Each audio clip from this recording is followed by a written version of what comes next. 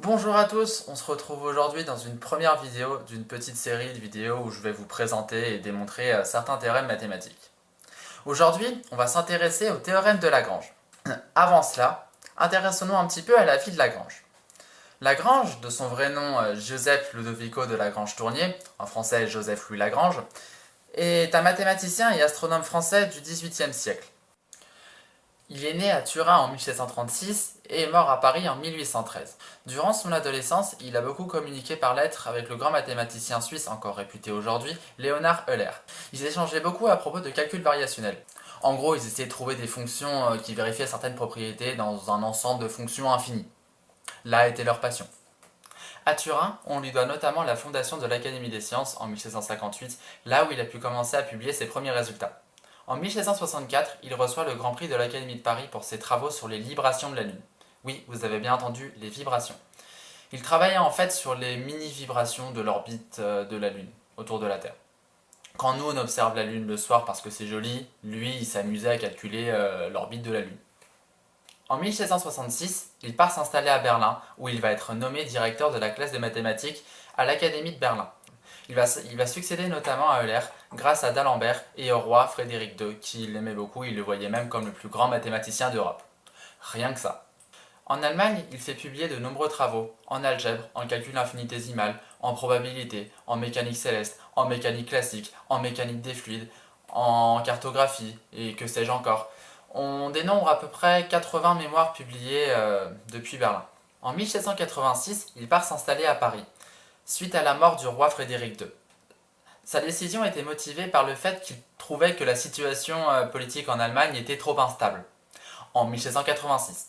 Donc il décide d'aller à Paris, puisqu'évidemment la situation politique est plutôt stable à cette époque-là en France.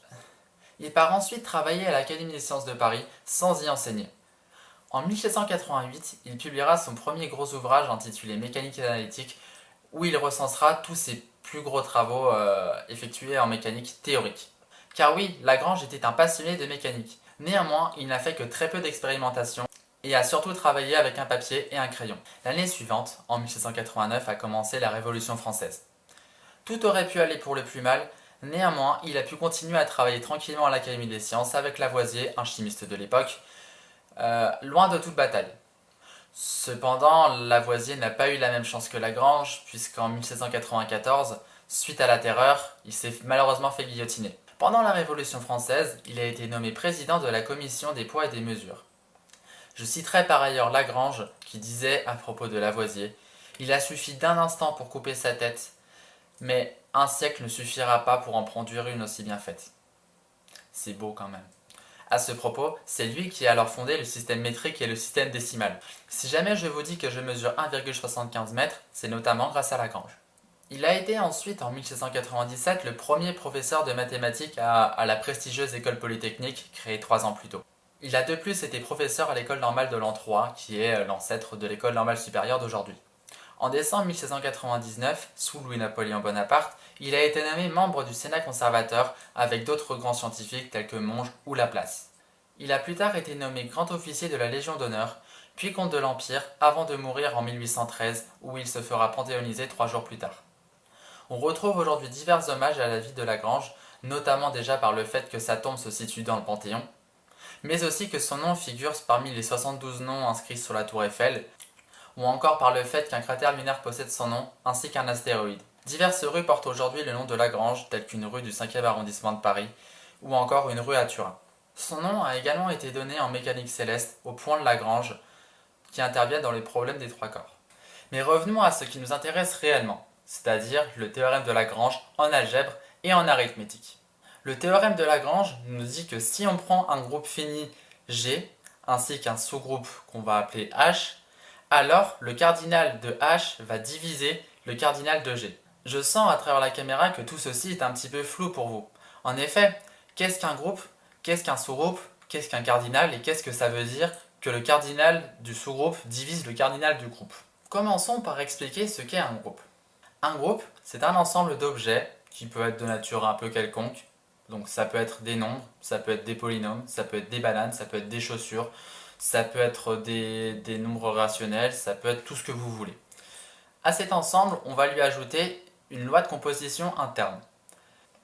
Une loi de composition interne, ça va être une opération où on va prendre deux éléments de l'ensemble et en sortie, on va avoir un nouvel élément de l'ensemble. Par exemple, si on considère l'ensemble des nombres entiers, avec l'opération qui est l'addition, je peux prendre deux entiers, par exemple 2 et 3, et quand je les additionne, j'obtiendrai un nouveau nombre entier. Donc 2 plus 3, ça fait 5, qui est bien un nombre entier. Cette opération doit avoir certaines propriétés. Elle doit tout d'abord être associative. Une opération associative, ça veut dire qu'on peut mettre les parenthèses un peu dans l'ordre qu'on veut. Par exemple, si je prends cette opération, vous êtes d'accord que je peux mettre les parenthèses dans l'ordre que je veux. 2 plus 3 plus 5, ça fait bien 2 plus 3 plus 5, ce qui fait 10. Ensuite, cette opération doit disposer de ce que l'on appelle un élément neutre. Un élément neutre, c'est quelque chose qui en fait ne sert à rien. Si on effectue l'opération avec cet élément neutre, on obtiendra la même chose qu'auparavant. Dans le cas de l'addition, l'élément neutre, c'est 0. En effet, si jamais on ajoute un nombre 0, on n'aura rien ajouté. 3 plus 0, ça fait 3. Enfin, dernière propriété, tous les éléments doivent admettre un symétrie. C'est-à-dire que si on prend n'importe quel élément de l'ensemble, on pourra toujours trouver un autre élément de l'ensemble, ou si on effectue l'opération entre ces deux éléments, on obtiendra l'élément neutre, c'est-à-dire 0. Par exemple, dans le cas des entiers, si je prends n'importe quel entier, par exemple 5, je peux bien trouver un autre entier, moins 5, tel que quand j'additionne les deux, je tombe bien sur 0. 5 plus moins 5, ça fait 0. Ainsi, l'ensemble des entiers relatifs, c'est-à-dire l'ensemble des entiers positifs et des entiers négatifs, forme un groupe avec l'opération qui est l'addition. Il existe diverses sortes de groupes. Par exemple, je peux aussi prendre l'ensemble des réels tout entiers avec l'addition. Ce sera bien un groupe. Je peux prendre l'ensemble des réels strictement positifs, donc c'est-à-dire les réels qui ne sont pas négatifs et qui ne sont pas zéro, avec la multiplication. En effet, la multiplication est bien associative, c'est-à-dire que je peux parenthéser comme je veux. J'ai bien un élément neutre qui est 1, puisque multiplié par 1 ne change rien à mon résultat. Et tous les éléments admettent un symétrique, puisque si je prends un réel quelconque, par exemple racine carrée de 2, j'ai bien un symétrique qui est 1 divisé par racine carrée de 2. Quand je fais le produit des deux, racine carrée de 2 fois 1 divisé par racine carrée de 2, ça me fait bien 1. En revanche, tout n'est pas un groupe. Par exemple, si je prends l'ensemble des réels munis de la multiplication, ce n'est pas un groupe, puisque 0 n'admet pas de symétrique.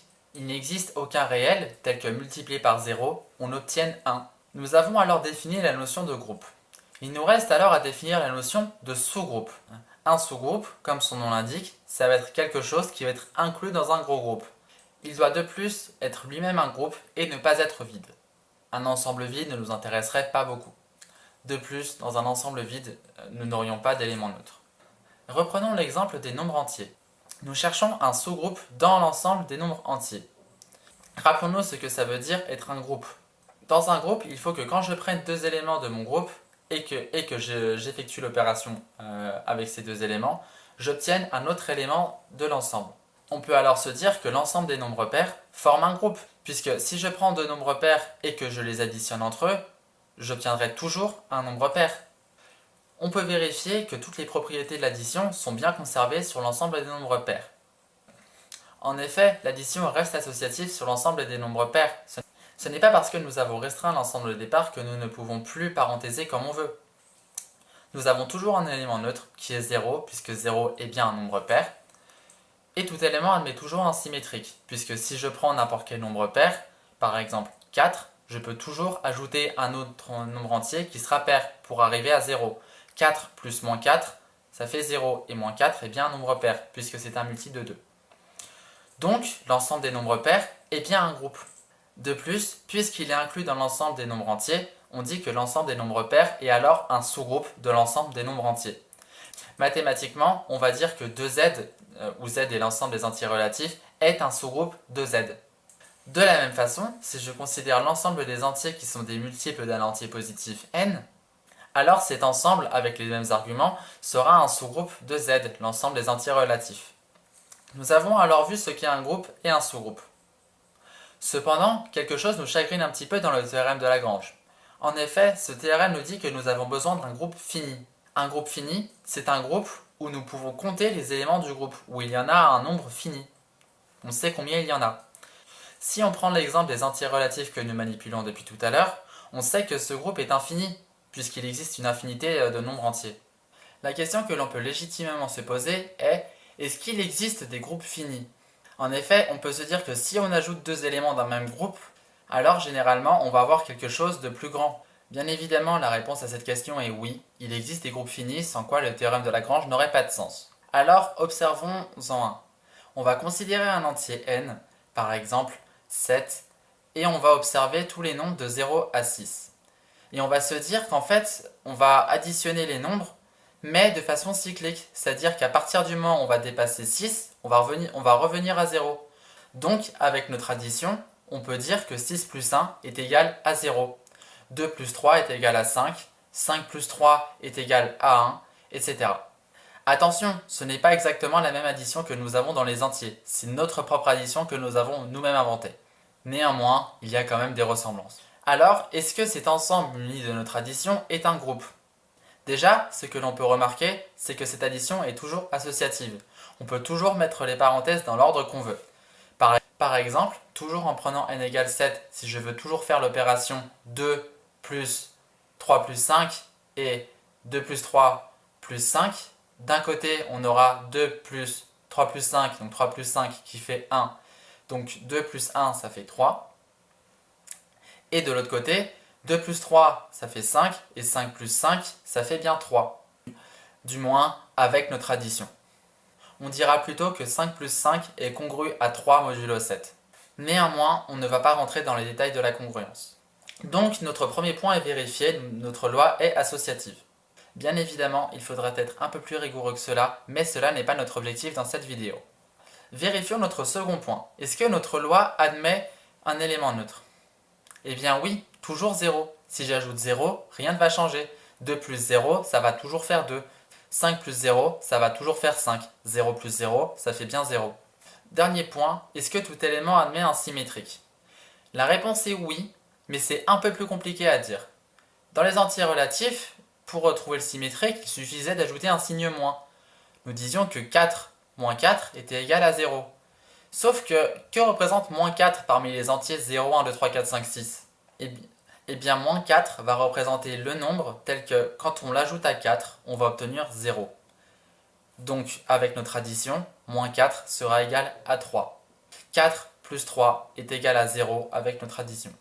Donc oui, tous les éléments admettent un symétrique qui est le complémentaire du nombre pour aller jusqu'à 7. 2 plus 5 égale 0, donc le symétrique de 2 avec notre addition est 5. Ainsi, notre ensemble 0, 1, 2, 3, 4, 5, 6 avec notre addition forme bien un groupe. De plus, ce groupe est fini puisqu'il ne comporte que 7 éléments. Nous avons alors un groupe fini. Cependant, ce groupe n'est pas très intéressant puisqu'il ne contient aucun sous-groupe à part lui-même et l'ensemble avec seulement 0 dedans. Prenons alors le même exemple, mais en prenant n égale 8. Dans ce cas, nous avons alors les entiers 0, 1, 2, 3, 4, 5, 6 et 7. De la même manière, 3 plus 5 est égal à 0. Mais dans ce cas, nous avons alors deux sous-groupes qui ne sont pas réduits à 0 et qui n'est pas le groupe tout entier, à savoir le groupe avec 2, 4, 6 et 0, et le groupe avec 0 et 4. En effet, si je prends deux éléments d'un de ces sous-groupes, eh bien on va rester dans le sous-groupe 2 plus 4 est égal à 6, qui est bien dans notre premier sous-groupe. 0 plus 4 est égal à 4, qui est bien dans notre sous-groupe. 4 plus 4 est égal à 0, qui est bien dans le sous-groupe. Nous en avons alors fini avec l'explication des termes de l'énoncé. Nous sommes désormais prêts à démontrer ce théorème. Prenons alors un groupe fini, G, ainsi qu'un sous-groupe H. Pour garder les mêmes exemples, notre groupe G sera l'ensemble 0, 1, 2, 3, 4, 5, 6 et 7 avec notre addition, et notre sous-groupe seront les entiers pairs, donc 0, 2, 4 et 6. On va maintenant prendre un élément x quelconque de notre groupe G, et on va considérer l'ensemble x plus h, qui va être en fait l'ensemble des éléments de h translatés de x. Donc si par exemple je prends x égale 3 et h toujours le même sous-groupe, alors l'ensemble x plus h, ça va être l'ensemble 3 plus 0, 3 plus 2, 3 plus 4 et 3 plus 6 ce qui me fait alors 1, 3, 5 et 7. Ce que nous pouvons alors remarquer, c'est que nous avons toujours autant d'éléments qu'initialement. Si on translate d'un nombre, alors on va garder le même nombre d'éléments. Au début, h avec 4 éléments, à l'arrivée, 1 plus h a toujours 4 éléments. Donc, le cardinal de x plus h sera égal au cardinal de h. Désormais, on va considérer deux éléments de notre groupe G, qu'on va appeler x et y, tels que x plus h et y plus h ont des éléments en commun. Donc, il existe deux éléments de notre groupe H, qu'on va appeler h et h', tels que x plus h est égal à y plus h'. Mais dans ce cas, on a alors x qui est égal à y plus h' moins h. Donc, si je prends un élément k qui appartient à h, donc on a x plus k qui appartient à x plus h, mais x plus k est égal à y plus h' moins h plus k. Et puisque h est un groupe, h moins h' plus k appartient à h. Donc x plus k peut s'écrire sous la forme d'une somme avec y et un élément de h. Donc x plus k appartient à y plus h. Et puisque k était quelconque, on peut dire que tous les éléments de x plus h appartiennent à y plus h. Mais de la même façon, en intervertissant les rôles de x et de y, on peut dire que tous les éléments de y plus h appartiennent à x plus h. Donc x plus h est égal à y plus h. À partir du moment où on a un élément en commun, alors tous les éléments sont en commun. Pour repartir sur notre exemple, on a vu tout à l'heure que 3 plus h, ça donnait 1, 3, 5 et 7. Mais si je faisais 1 plus h, qui contient alors 1, on a bien aussi 1 plus h qui est égal à 1, plus 3, plus 5, plus 7. Mais alors, on peut trouver divers éléments x1, x2, x3, etc. jusqu'à xn, tels que tous les xi plus h sont deux à deux distincts, donc ils n'auront jamais deux éléments en commun. Et si on regroupe tous ces éléments, on obtiendra notre groupe G. Si je veux reprendre mon exemple, si je considère 0 et 1, alors 0 plus h ça va me faire 0, 2, 4 et 6. 1 plus h ça va me faire 1, 3, 5 et 7. Si je regroupe les deux, j'obtiens bien mon groupe en entier. De plus, ces deux ensembles, donc 1, 3, 5 et 7 et 0, 2, 4 et 6, n'ont pas d'éléments en commun. Ainsi, la taille du groupe de G va être égale à la somme des tailles des xi plus h. Dans notre exemple, la taille de G va être égale à la taille de 0 plus h plus la taille de 1 plus h. Mais au début, on a vu que ces deux éléments avaient la même taille. Donc la taille de G est égale à 2 fois la taille de h. Plus généralement, la taille de G va être égale à k fois la taille de h, où k est le nombre d'éléments qui ont permis de faire une partition de G. Mais dans ce cas, la taille de G est égale à 1 entier fois la taille de h. Donc la taille de h est un diviseur de la taille de G, ce qui est ce que nous voulions. Le cardinal de h divise le cardinal de G. Nous avons alors démontré le théorème de Lagrange. Comme je l'ai déjà dit au début de la vidéo, ce théorème a des applications en arithmétique. Il peut par exemple aider à trouver des restes de division euclidienne. Si par exemple je vous demandais le reste de la division euclidienne de 1789 à la puissance 1008 par 2018, vous me direz que c'est beaucoup trop grand et que jamais vous n'arriverez à faire les calculs. Et pourtant, en utilisant astucieusement le théorème de Lagrange, on peut montrer assez facilement que le reste de cette division euclidienne sera 1. Surprenant, n'est-ce pas? Et voilà, nous en avons à présent terminé avec le théorème de Lagrange. J'espère que la vidéo vous aura plu. Si jamais c'est le cas, n'hésitez pas à laisser un pouce bleu, un commentaire ou même à vous abonner. J'aimerais accorder une dédicace particulière à la classe de MPSI2 du lycée Louis-le-Grand, qui m'aura soutenu dans mon projet, enfin presque, et avec qui je passe une merveilleuse année. Sur ce, je vous donne rendez-vous dans une prochaine vidéo. À la prochaine!